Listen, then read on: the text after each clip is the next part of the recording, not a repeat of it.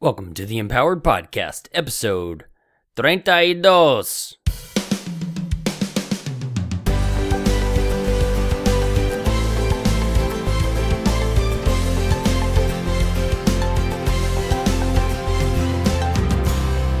Thank you for tuning in to another episode of the Empowered Podcast. I'm your host, Ellery Wells, and I'm really glad you are here today. I'm glad you're here every Wednesday when we release a new podcast, but Today I had my mastermind group, and those guys, they really get me energized and ready to go. I'm recording this, trying to get this out on time and scheduled, and I've been up for 3.5 hours already, which is not normal for me.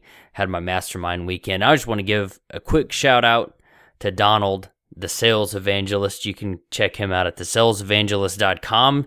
My friend Johnny Lee Phillips, you can check him out at johnnyleephillips.com. I've been a guest actually on both of their podcasts, and I would highly recommend that you check those out. They asked me some great questions and helped me get out of my shell a little bit. Johnny Lee Phillips, who does the Your Life Detective podcast. I couldn't think of the name there. Your Life Detective, and of course the sales evangelist, Donald. Also my friend Randy Wilburn.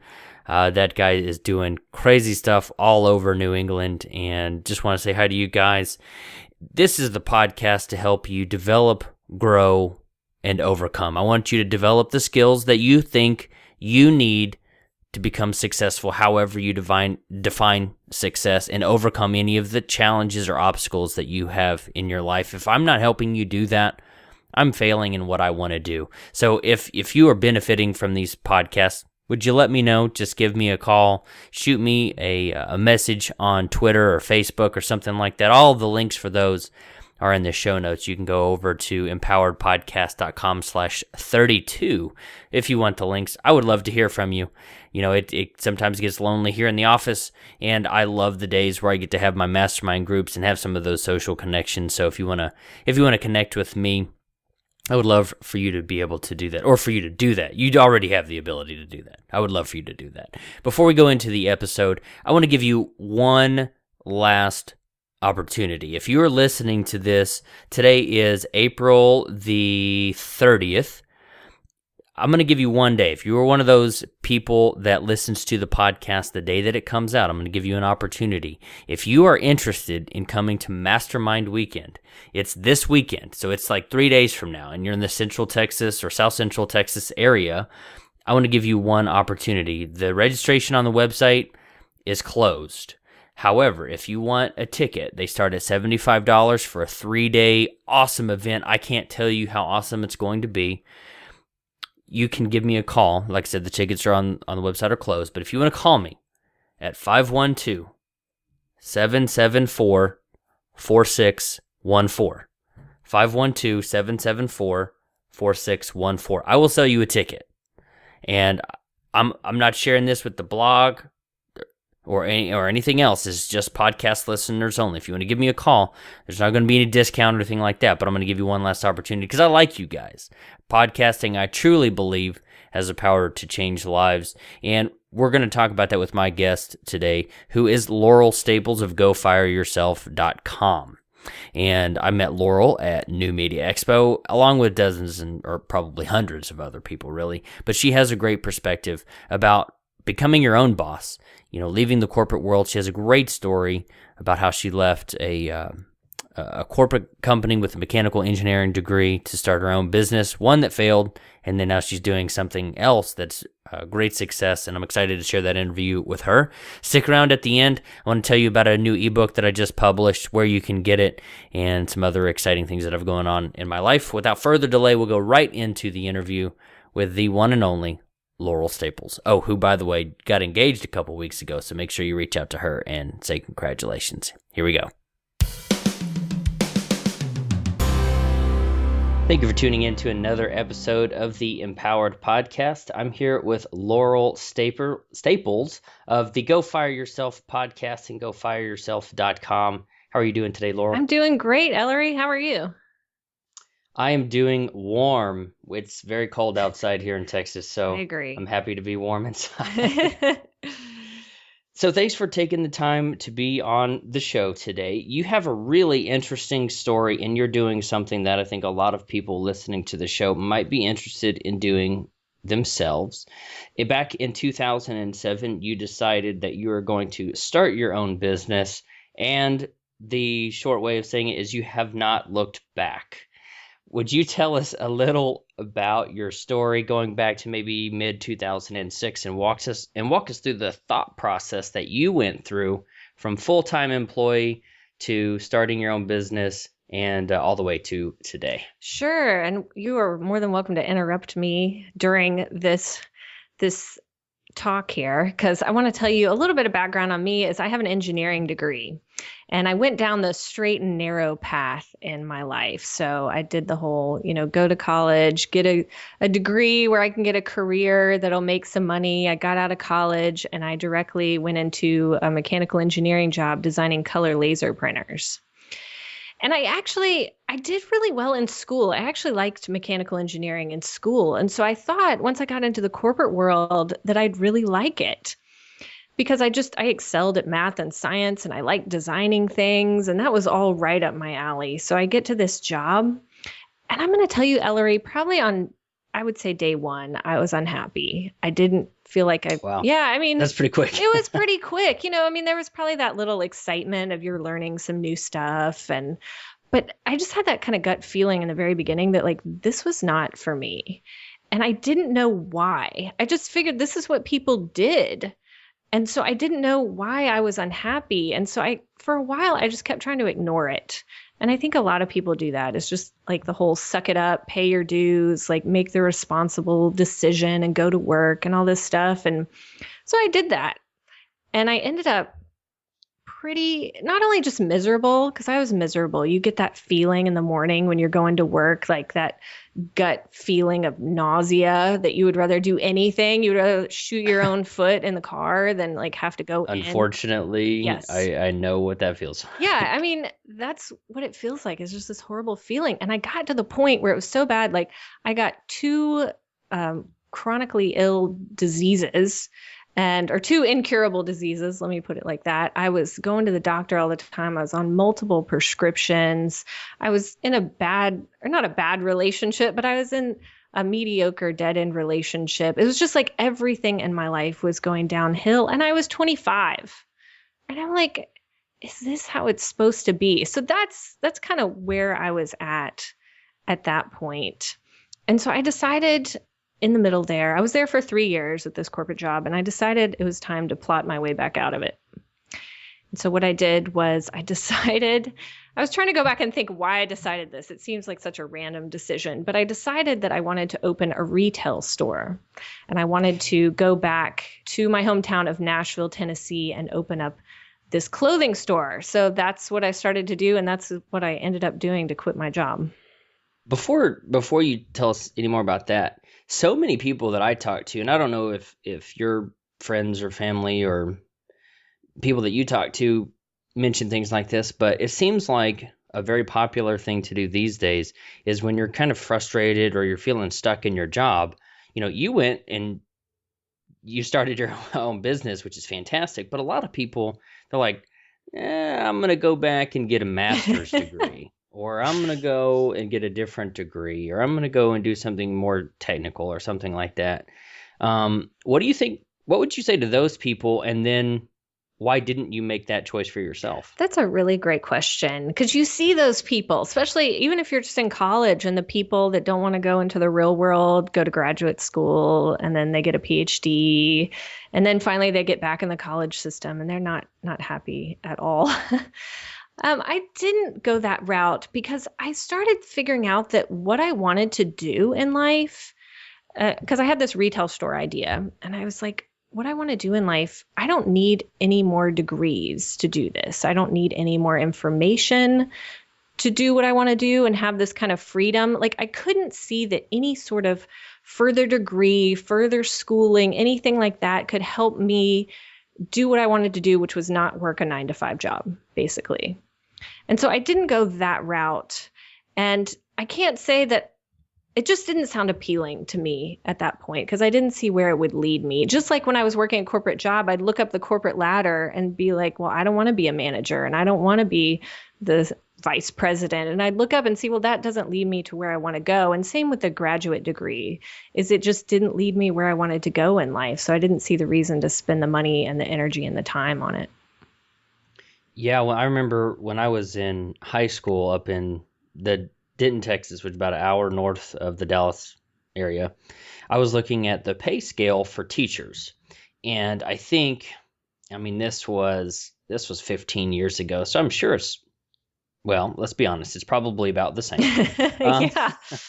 But the starting salary for a teacher was like $42,000. Okay, not terrible. If you had a master's degree and you were a teacher, it was like $44,000. If you had a PhD, it was like $47,000 or $48,000. So you're gonna spend $50,000-$60,000 to get a $3 an hour raise. Yeah, it's insane. It is, and have you ever read The Millionaire Fast Lane No. by MJ DeMarco? No, I haven't read that one. It's a fantastic book. It's not one I would have picked up, off the shelf, but I heard Pat Flynn interview him on his show. But it's called The Millionaire Fast Lane, and he says whenever you go and you focus just on your education, all you're really doing is adding your per hour or per week or per month value, and you're still limited by the number of hours in a day, and it doesn't scale. So by you opening your retail store, whether you knew it or not, you were kind of saying to yourself or to the world, I'm going to go into something that leverages more than just my time, hopefully. But maybe that's a good segue into what happened with the retail store. Well, I want to get into that, but something you mentioned here is I think schooling just prepares you more for the job world. Like if you're going to be an entrepreneur, you don't need an MBA degree. You don't need a higher degree because you're not putting it on a resume. And I think what I want to do in my life, what I am doing, what other people want to do and working for themselves, you don't need a resume, which means you don't need a degree, which means you don't need more schooling. And so I think that's just something to keep in mind. So that's really what I was going through. And at the time, you mentioned that book. At the time, one of my coworkers had given me an audiobook for Rich Dad, Poor Dad. And he talked a lot about that and about schooling and about how you don't need schooling to do what you want to do. So those are some of the components that led me to the retail store. So to answer your question, I started planning the retail store about a year before I quit my job. And this was fun for me because it really played into all of my talents. I was interested in products and clothing, and this was eco-friendly clothing. So it was a lot of hemp and organic cotton and recycled materials and things like that. So that really played into my love of the environment. And it just really fit me, I felt, to a T to plan this retail store.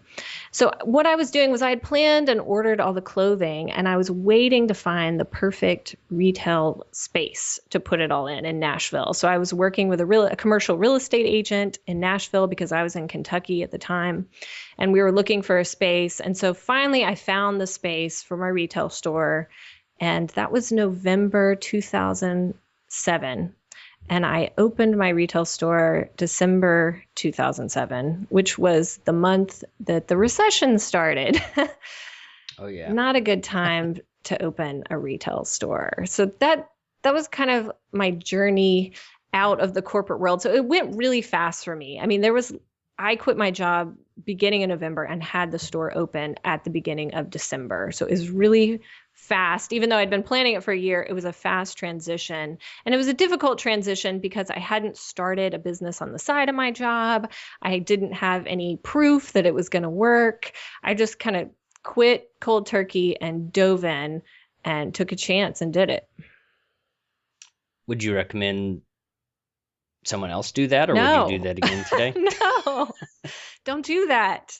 Yeah, it's one of those things. Sometimes that works out great for people. I mean, I've interviewed people on my show that they do that and it works out. There's no reason, that couldn't work out for somebody. But I recommend on my blog and my podcast, and what I talk about is that It's just easier not to do that. It's easier to start something on the side of your job and build it up and work yourself out of a job.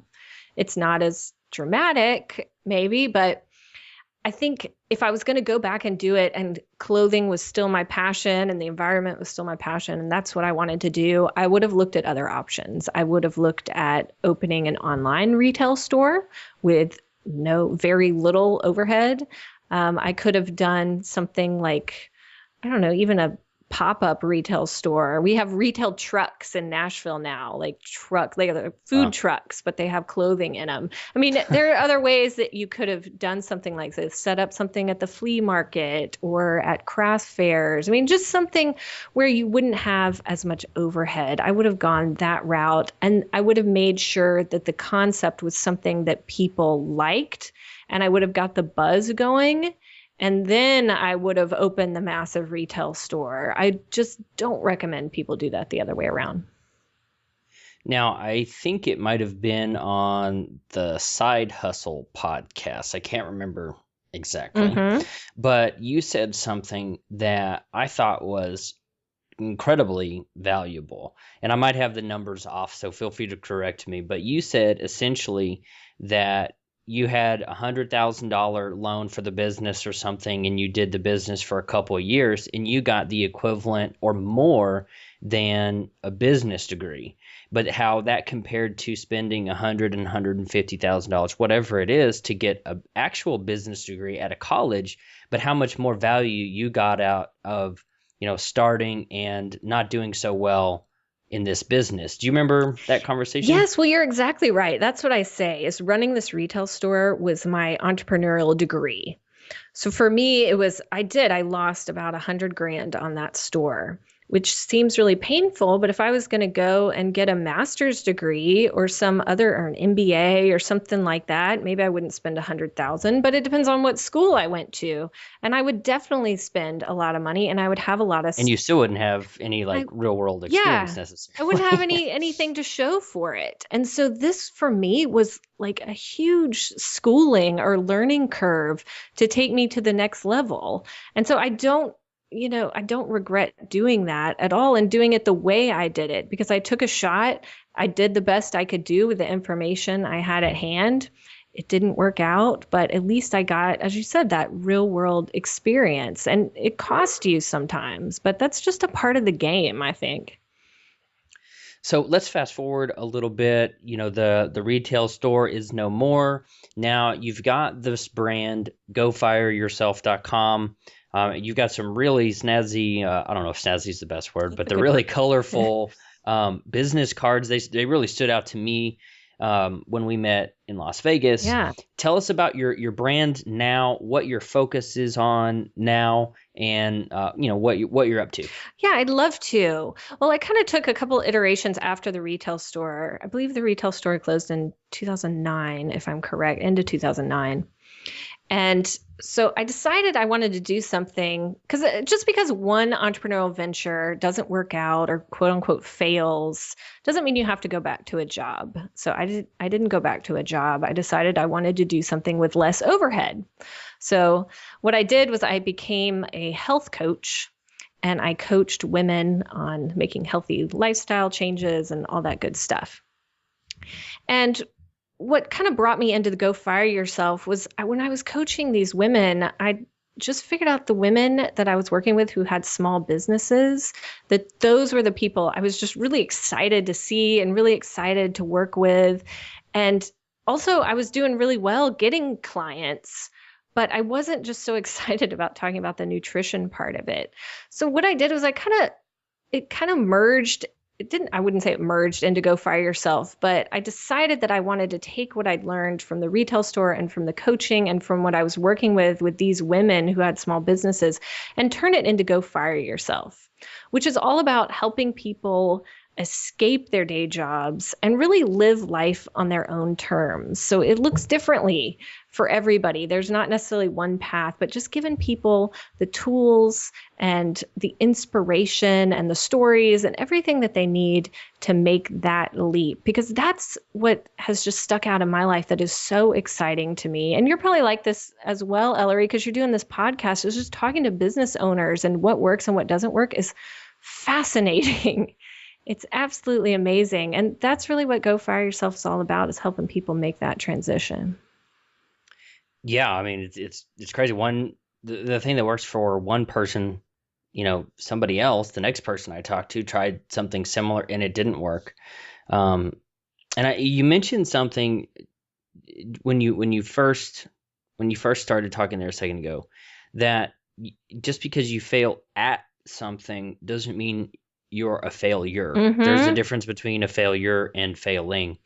Can you talk about that for a second? Yeah, well, there definitely is you have to dive in and you have to do things. And in order to succeed, you have to fail. And one of my favorite quotes, it's actually from Rich Dad.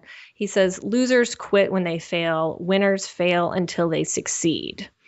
And that's something that I go by, is just because you fail at something doesn't make you a failure by any means. I mean, I would be a big fat failure if that was the case, and I'm not, because you take those failures and they're the stepping stones that you build upon to reach the greater success. And there's not just a plan A or you go back to a job. There's a plan A, there's a plan B, there's a plan C. Like, it just keeps going. You keep reinventing yourself until you, and I was going to say until you arrive, but I don't think you ever arrive anywhere. It's just the journey. And the journey is made of failures, because if you dive in and do something, you're going to fail eventually. And those failures are just a part of it, but there shouldn't be a negative stigma on the failures. And I think growing up, society puts that stigma on us as failure is bad and you have to make A's and you have to succeed. And in a job world, if you fail a lot, especially if you're in stocks or something like that, you're going to get fired. And that's just a totally different game in the entrepreneurial world. And it's something that entrepreneurs need to embrace and really make that a part of your business strategy almost, I say. Would you say you're not a failure until you quit? I would say you're a failure if you don't start or if you quit. I mean, those two things, if you don't start anything and you have a dream and you don't start working on it, that's a failure. And if you start working on your dream and then just give up and say, this is too hard and quit, I think those are the only two ways in my mind that you fail. If you try something and it doesn't work and you try the next thing and it doesn't work, that's more to me like having an experimenter's mindset. Is you go in like a scientist and you say, hey, we're going to figure out what works here and what doesn't work. And figuring out what doesn't work is a lot of times more valuable than figuring out what does work. And so that's when you see, and I talked about this on my blog, when you see kind of these instant success people, whether that's true or not, but people that go in and start a business and it's instantly successful and they're making all this money and you're like, wow, I want to do that too, is they're not learning all the valuable lessons that other people are learning that fail.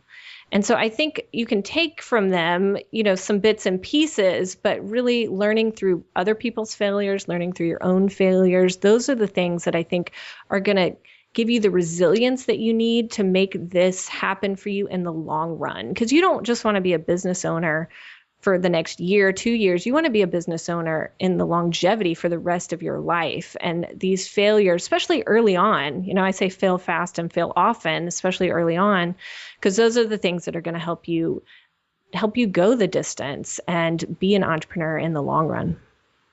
I don't know. I might be up for being a business owner for 3 to 5 years and then selling for, let's call it $1 billion and not being a business owner anymore. I might be okay with that. But if you probably, Ellery, you would go and start a different business, because that's just what people do. Like maybe so, from the jungles of Costa Rica or the beaches of let's call it the Cayman Islands. I like that beach too. Exactly. You can just work from your laptop. And what was it?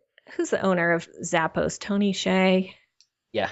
Tony Hsieh. Yeah, I mean, he had one business, he sold it, he started another business. I don't know how many he's had, but I mean, you go and do the next thing. I don't think entrepreneurs, like, even though it sounds nice to sit on the beach for a while, like, I would totally do that. I'd join you on the beach, like, we're not going to do that forever. That's just something we want to be able to do. We want to have the option of doing that. But I don't think a lot of the business owners that I talk to, the 4-hour work week or something like that, it sounds appealing because you have the option to do what you want to do and you feel secure because you're making money and you feel safe and all this stuff. But I think business owners want to be business owners and want to add value to the world and want to make impact. It's about more than the money, I think. That's what I've generally experienced through talking to a lot of different entrepreneurs. Yeah, I completely agree. And you had mentioned something about the overnight success. I had a couple people, not many, I'm by no means internet famous, but I had a couple people at New Media Expo come up to me and say, man, I wish I had a blog like yours with traffic. I screwed up for 15 months and never had more than 150 people on the website. Mm-hmm. This month right now, I think I'm up to over 1,800, which is nice. Awesome. Which is still, it's still really small. But if you look, I can't remember the quote. You probably have heard this or know this, but it says, I'm trying to think. Don't compare someone's outer life to your inner life or someone else's success to your failures or something like that. We look at these people who are doing these awesome things, these really cool things. And I guess it goes back to kind of the Facebook phenomenon. You don't put your bad hair days on Facebook. You don't really, talk about the bad stuff you only put the really good stuff and the good hair days and the shiny new car, not the crappy beater that you drove, and all of the things that got you to where you are, and so we always look at other people's lives and we're like, man, they've got the cool car, the cool house, they're doing cool stuff, because they don't share, or we choose to not see all of the stuff that's under that, and we compare our inner failures to people's outward success. Oh, I agree. And also something similar is don't compare your beginning to somebody else's middle. There it is. Yeah. That's the quote. Yeah. There, you did it better. Yeah. Well, because if you had it right too, it's just like, don't compare yourself to others. And I just get off Facebook. Like, seriously, get off Facebook, because every time I go on Facebook, I just feel bad about myself and I'm doing fine. But I go on there and it's like, if you go on Facebook right now, there's 110% chance that there are people doing cooler things than you are. There's somebody on the beach. There's somebody that just had a baby. Somebody just got married. People are doing cooler things than you, but that's the outer shell of what they want to present to you. And I just say that's Facebook BS. That's just people putting out there the story they want to share. And that's fine, because they're putting out good stuff and that's all good and fine. But I've seen some stuff on there that people put out that's not even true. And it's not true. But when you look at that, it's hard not to compare where you are in the moment, struggling with whatever you're dealing with that day, to the cool beach that somebody's sitting on and getting a tan. So I completely agree with you there. Yeah. Too many people just sharing the highlights and not the lowlights. Yeah, exactly. And I think it's about making your life as you live it every day match your Facebook life. Make your life and everything that you do and your career and everything just match what you're putting out there. Because so many people don't. I mean, I saw a woman, she was one of my clients from a while ago, and she was struggling with her marriage. Her husband was kind of a deadbeat and just not doing well with that. And that had been going on for years for her. And she puts up this Facebook message that's a picture of her husband or them together. And she's like, "Happy anniversary, honey. You are my rock and you are the love of my life. And I can't imagine life without you." And I'm like, wow, this woman's really, really struggling and putting something up like that. And someone else might be struggling too, with their marriage, and they're looking at her and saying, oh, well, she has such a great marriage. I wish I had that with my husband. Same with business owners. Somebody posts something great about their business. Oh, I wish I had that business. That doesn't mean it's true just because they put it on Facebook. So I think just having your own sense of stability and having your grounding yourself to know that you are where you're supposed to be, and that, don't compare yourself and don't let this stuff kind of tear you apart on the inside. Yeah, that's awesome. So, Laurel, being on the Empowered podcast, you might have guessed we would talk about empower and empowering other people. In your words, what does the word empower mean to you? I think empower to me means, for me personally, it means if I'm empowered, that I'm making an impact in this world. And it's about more than money for me. I mean, money is great. Money allows you to do a lot of things, and money can make you more of who you are and able to make more impact. But I think for me, being empowered is, as I talked about, being grounded in who I am and my sense of self and my value in this world, and then bringing that value to other people. So that's, for me personally, that's what I'd say. And you've made some pretty big changes in the last 6 or 7 years, going from school to the corporate job, to the retail, to coaching, to, owning and starting Go Fire Yourself. How did you empower yourself to get through all of those changes over the last decade? That's a great question, because when you're going through it, it doesn't necessarily feel really good. And I think for me, is what I've learned to do is to really follow and listen to my gut feeling. And I've always had this feeling. I mean, we all have these gut feelings. And I just, for so long, I didn't pay attention to it. And when you ignore it, because you know if you're miserable in your job, or if something isn't working out for you, or if you're in a bad relationship, you know that.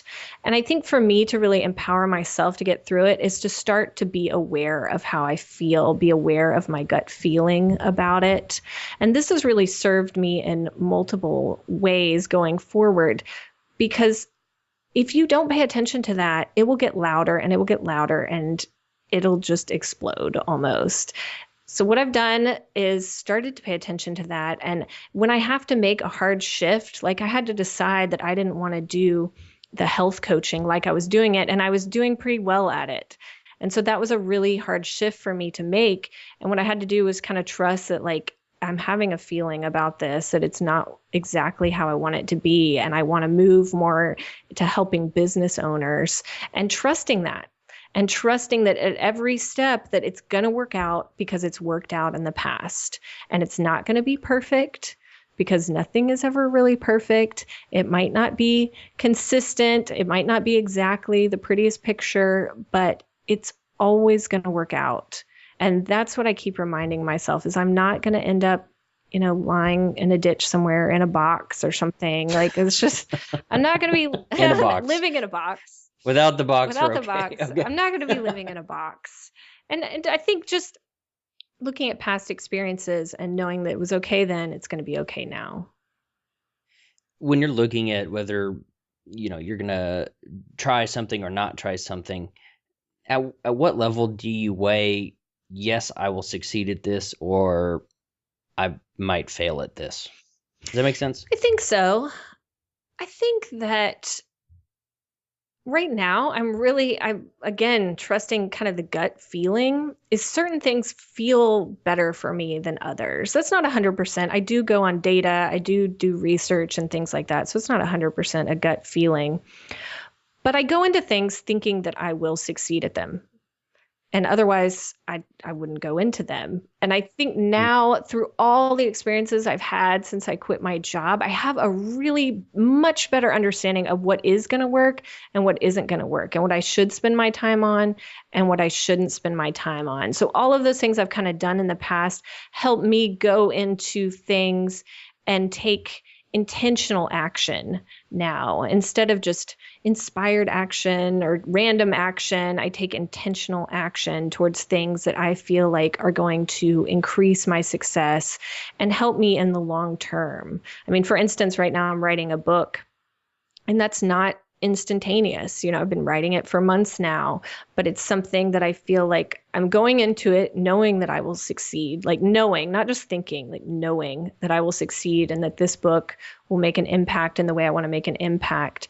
And knowing that it's going to be in the long term, that it's not going to make an impact tomorrow or next month even, and just keeping that in mind. So you got to have kind of the short term and the long term when you're weighing out what to do and what's going to be successful for you.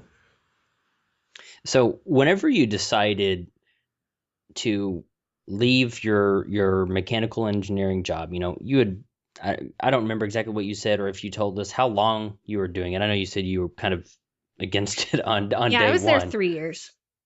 Okay, so you were there for 3 years and you decided, hey, I want to do my own thing. I want to start the retail gig, or, you just knew it wasn't for you. What types of resistance did you face, maybe from yourself? But I'm gonna make the assumption that you were also maybe have your parents still had a pretty heavy influence on that. After 3 years, you may still have had the student loans or something. What kind of resistance did you face through that process? That's a really great question, because that's something that people always face when they want to quit their job is people think you're crazy. I mean,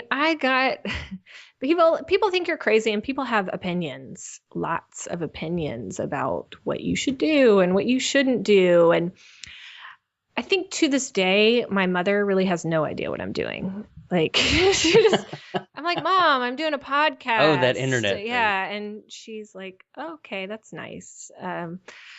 My dad got really on board with the retail store, and he was excited about that. But I say that, and both my parents are extremely supportive, but at the same time, they came from backgrounds where they'd had the same job for 30 years. And they're both PhDs in mathematics. And so they have a way they like to do things, which is get a PhD, get a stable job, and work there forever. I just didn't have that mindset. And so, going against the grain of society and the grain of your family and really what's expected of you, even if you have supportive parents like I did, it was still really hard to kind of stake your claim, even at the age of 25, where you should be an adult and you should be independent. It's hard. It's hard to do that. And none of my friends were doing their own businesses. Honestly, I don't think I knew anyone at that time who was going that same route on any level. And so what I was doing was really going against what everyone had done. And there is resistance there. And people would always tell me, oh, Laurel, you're so brave. You're so brave to do this. And I'm like, really? Like, are you okay with just being miserable forever? Because I'm not.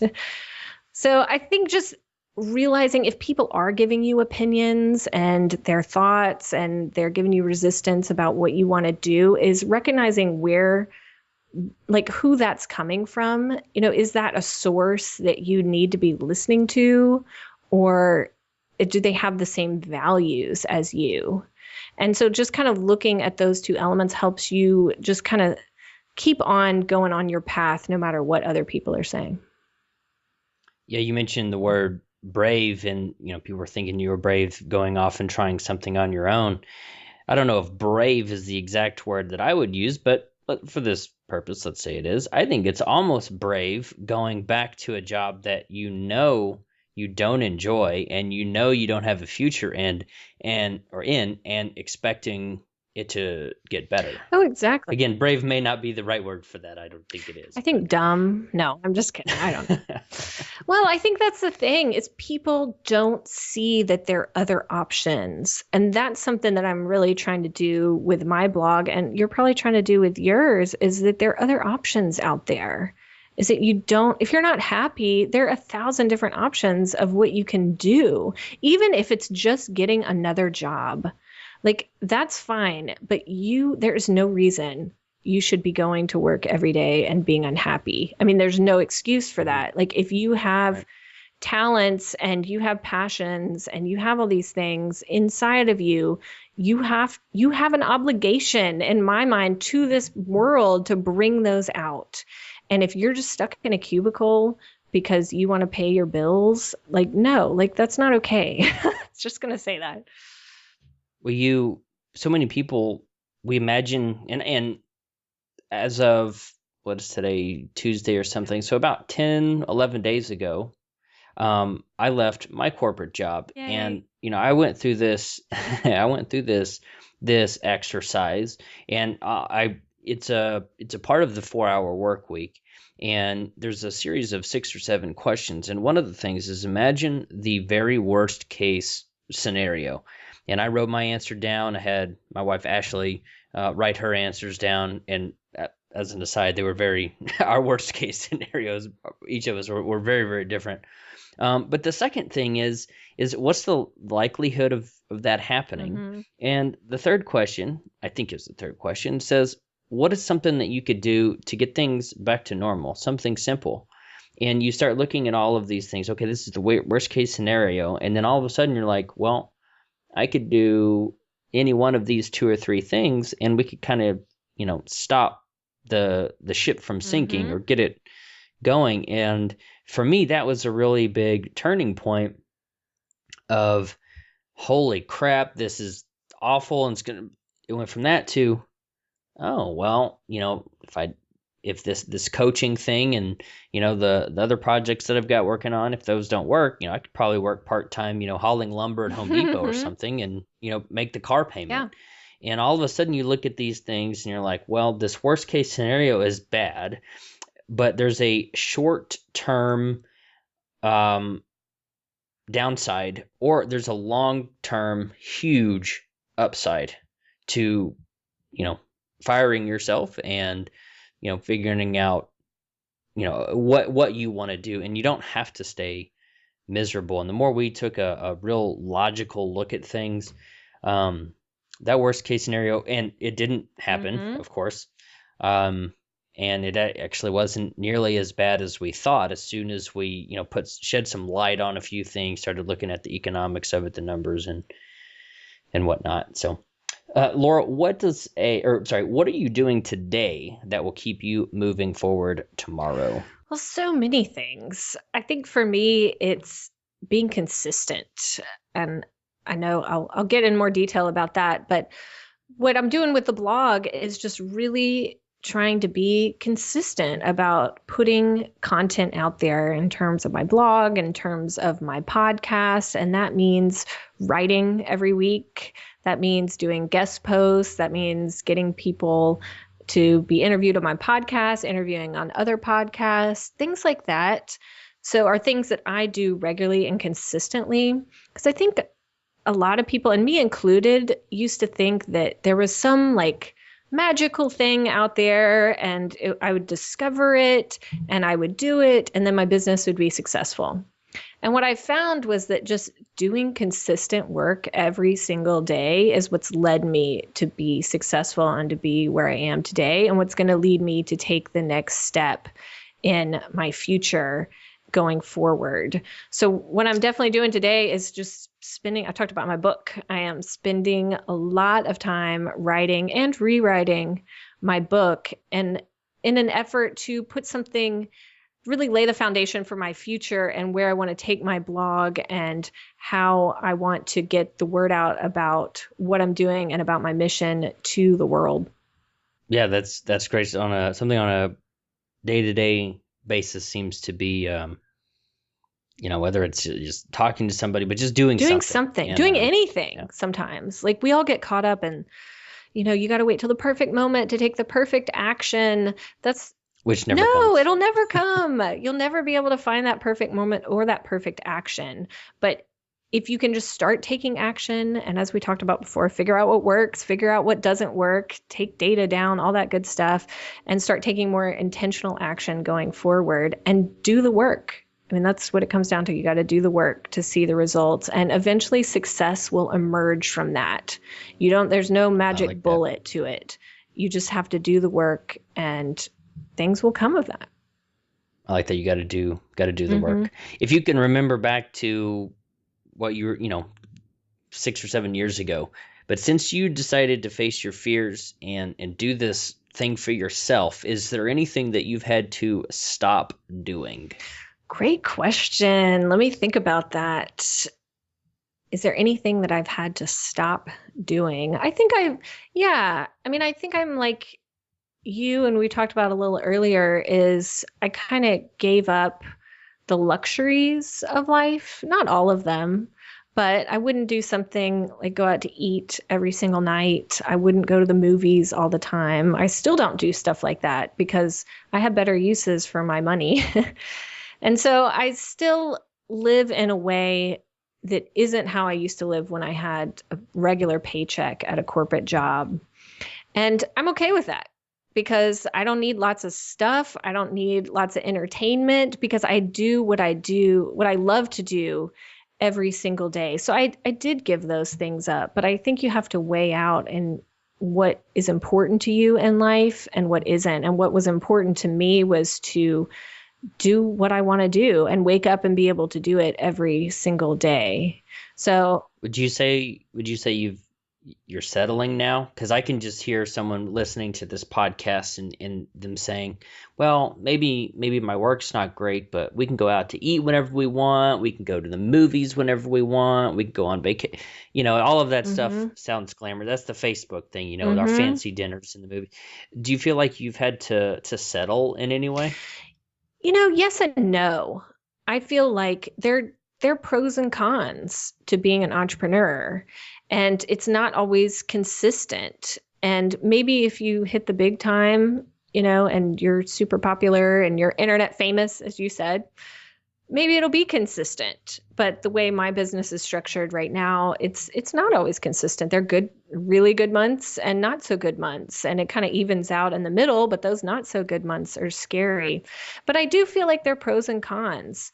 And I feel like, once again, you have to go back to what's important to you. If it's important to you to be able to take 2 weeks of vacation every year and go to the movies and eat dinner and buy lots of drinks and stuff like that, if that's important to you and, not living this life of freedom where you set your own schedule, not as important, that's okay. Maybe being an entrepreneur isn't for you, but I find that people like me and you, Ellery, are people that would give anything to go out and do exactly what we're doing. And therefore, I don't feel like I'm compromising because I get what I want. And going out to fancy dinners, I'll give that up any day of the week. Yeah. Yeah. To me, again, the Millionaire Fast Lane, he talks about trading 5 for 2. You'd be miserable for 5 days to have 2 days of the weekend, and how too many people do that. But with that in mind, what was the last movie that you saw? Good question. I saw Frozen. Is that what it's called? The Disney movie. I went. Okay. Yep. I'm telling you, I'm being honest here. I went with my girlfriend and we saw the latest Disney movie, which I think is called Frozen. She picked it. I was just waiting for you to say, yeah, I went with my niece or nephew, but no. I went with my best friend. Okay. Before that, 2 adults going to a kid's. Before that, it was The Hunger Games, which there you go. Was pretty awesome. Yes, it was. Yes, it was. The second one was better than the first one, I thought. Really? I thought well, so. I guess I can't really disagree. I would say that I don't know if I have a favorite. They're both pretty freaking They're good. awesome. So. Yeah. But you haven't seen Frosted, so you can't, or Frozen. Frozen. I don't even know the name of it. Frozen, so you can't compare. That's true. I can. I definitely. And I'm in this case. I'm okay with not comparing. Okay. So, well, Laurel, and this is my last question. What is one tip or piece of advice that you can give people like me or the Laurel of 6 or 7 years ago who are just starting out, wanting to go out on their own? What's one tip or piece of advice that you can give us? I think one thing I'd say is to consistently get out of your comfort zone. Working a job, you get really settled in that warm, cozy comfort zone that you have. And you unlike when you're in school and when you're traveling abroad or things like that you might have done when you were younger, you get just settled in that comfort zone. So I say consistently get out of it. And even if it's in little ways, even if you drive a different way to work or do a different exercise routine or eat a different food or something like that, because what that does is you have these concentric circles, and you got your comfort zone in the middle, and then you have your learning zone, and then on the outside you have your panic zone. So your goals should be to consistently get out of your comfort zone and get into the learning zone, because that's when things start to happen for you in life. That's when you start succeeding and things start coming to you and things start clicking and working. What you don't want to do is go all the way out to your panic zone, because then you'll just shoot right back to the comfort zone. So continue to do things daily that get you out of your comfort zone, because instead of putting a little blip in your comfort zone where you do that little thing, I wish I had a diagram to show this. What it does is every time you get out of it, expands your entire comfort zone. So if you do something like go to a brand new restaurant and eat a crazy food, or go zip lining, or do something like that that's out of your comfort zone, all of a sudden something you want to do maybe to grow your business that seemed hard before is not as hard, because you've done this other thing and you've expanded your comfort zone. So just start to get uncomfortable a little bit in your life, because running a business, it's not all cushy and comfortable all the time. So you just want to get used to that now, so it's not such a difference to you when you actually are able to quit your job and do your own thing full time. Do you have a favorite get out of your comfort zone activity? Let's see. I do public speaking. That, for an introvert like me, I make an effort to, I joined Toastmasters, which is a speaking group, international speaking group. So I go to that twice a month. And I also I do my podcast, which I have to say is kind of out of my comfort zone. And I do other people's podcasts like yours, Ellery. So once again, building on those skills, as well as getting me out of my comfort zone and getting me into speaking. Oh, there you go. Well, hopefully this wasn't too bad. No, this was awesome. You're fantastic. Well, thank you. Well, Laurel, if someone wanted to reach out and thank you for hanging out with me and being on the Empowered podcast, where can we send them? Thanks, Ellery. They can go to gofireyourself.com. All the information is on there. Also, you can download my free ebook, which is called Income Switch, and it's how to replace your 9-to-5 income by building a profitable and unstoppable online platform. So it seems like for your audience, that would be a really good place to start if they're interested in learning more. I think so, and I'm glad you mentioned it. I print off my ebooks, oddly enough, and I had pulled the cover over here, and I meant to mention it before, so I'm glad that you did it. I have not read it. It's on my to-do list and definitely want to, so thanks for sharing that with us, and I'll put the link to your site in the show notes. Thank you so much for hanging out with me today. Thanks, Ellery. I had a great time. Thanks for having me.